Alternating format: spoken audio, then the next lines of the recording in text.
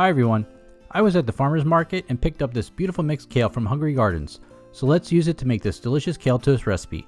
It's quick, easy, and packed with flavor. Make sure that you wash your kale really well before you use it, because it grows in dirt and we don't want that in our food.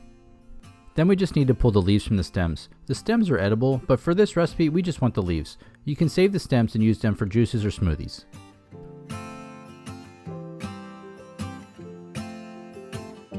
I like to leave the kale in medium-sized pieces, so I just rip the leaves with my hands into the size that I need. If you want it smaller, you can go ahead and chop it with a knife.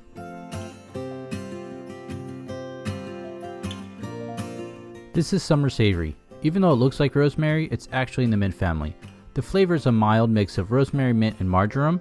If you can't find summer savory, then you can use half the amount of rosemary, or you can buy dried summer savory. Then we need to chop our garlic cloves and slice our shallots.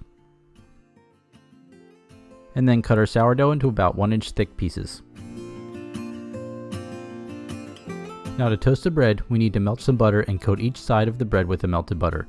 You can do this in a toaster, but I like the buttery, crunchy texture of doing it in the pan.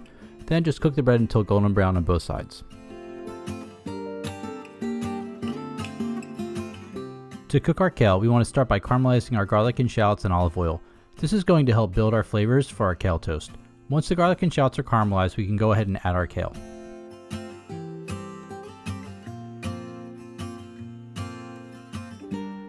Kale is a pretty hearty green, so add a few tablespoons of chicken stock or water and then cover it with the lid to help it wilt.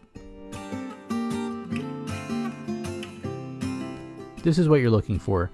The kale should still be green, but it's tender and you can see the caramelized garlic and shallots mixed in.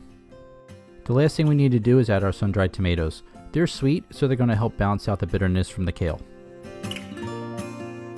The last thing we need to do is take our kale out of the pan and put it on a few paper towels. This is going to help soak up any extra moisture from the kale and make sure that our toast stays nice and crispy. Now we just need to rub our toast with a piece of garlic. This is going to add a nice little spice to it. Then add on our feta, our warm kale, put a few extra sun-dried tomatoes on top of there. Crumble some feta cheese on top because more cheese is always a good thing, and then top with some pickled red onions. Thanks for watching my video on how to make this delicious kale toast recipe. Leave me a comment and let me know what your favorite kale recipe is. Don't forget to like, subscribe, and hit the notification bell.